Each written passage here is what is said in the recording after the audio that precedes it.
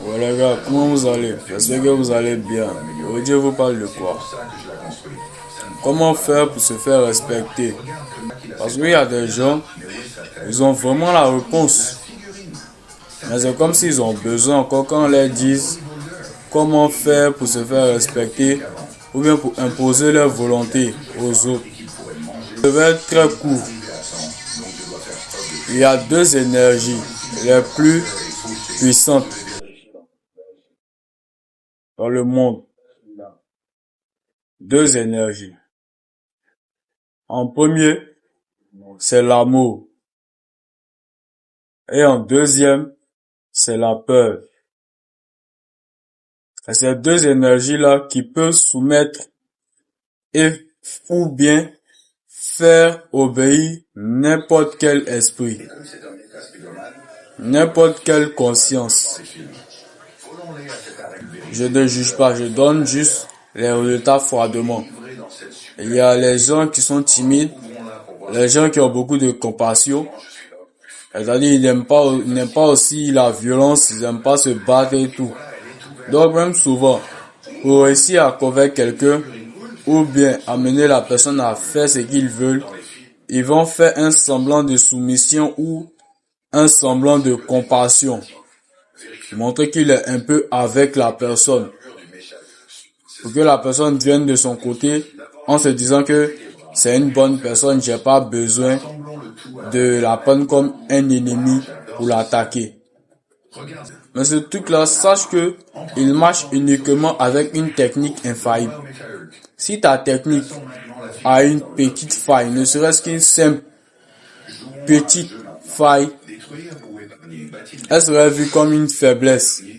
Et ta tentative de compassion ou de fraternité et autres là, que tu prends pour comprendre l'autre, parce que tu veux montrer que tu veux son bien, donc cette personne-là doit t'écouter.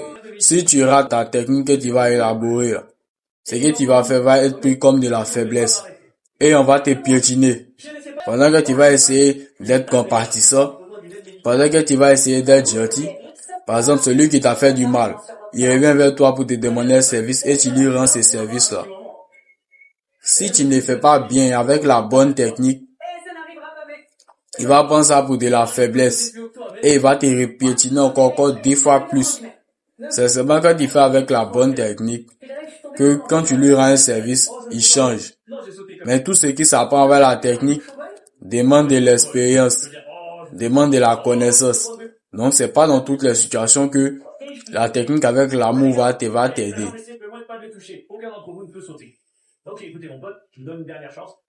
En revanche, il y a une autre technique qui passe. En utilisant la peur. C'est-à-dire, prends ton énergie pour générer la peur chez l'autre. Elle n'a pas besoin de technique. Une fois que tu l'utilises, les vibrations de ta voix, les vibrations de ton énergie, quand tu l'utilises et que tu les transfères vers la personne, il n'y a pas d'ambiguïté. Elle ressent directement ta force.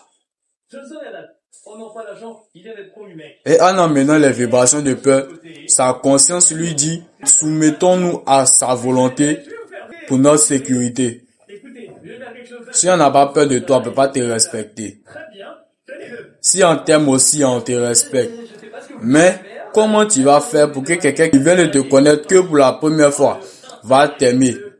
Quelqu'un qui vient de te connaître pour la première fois et qui demande du respect va t'aimer. Comment tu vas faire? C'est la technique. Mais si tu n'as pas cette technique, tu n'as pas cette expérience, comment tu fais?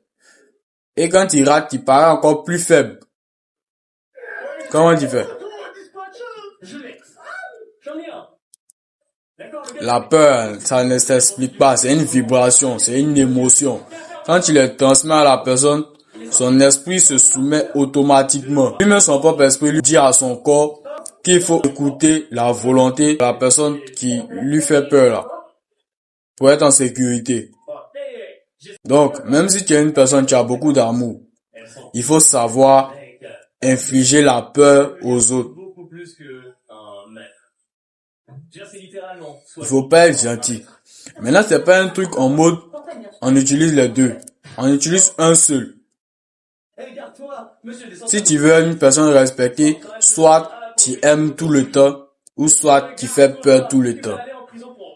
Sur le côté du respect, là, tu peux connaître tes amis, tu ris eux, mais quand quelqu'un te fait quelque chose que tu dois recadrer ça, si toi tu as pris la voie de la peur, tu passes toujours par la peur.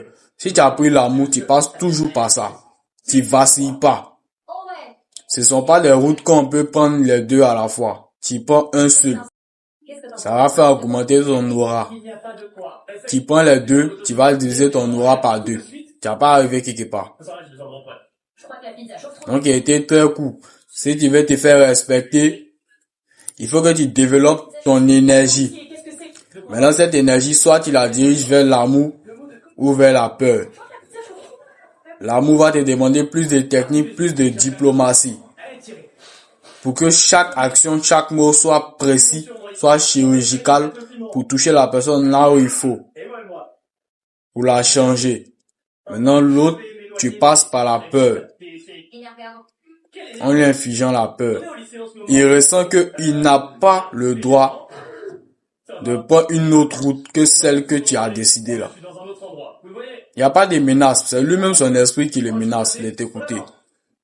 Ça ne demande pas d'effort. Tu envoies la vibration et puis tu avances. Ok. On se tient.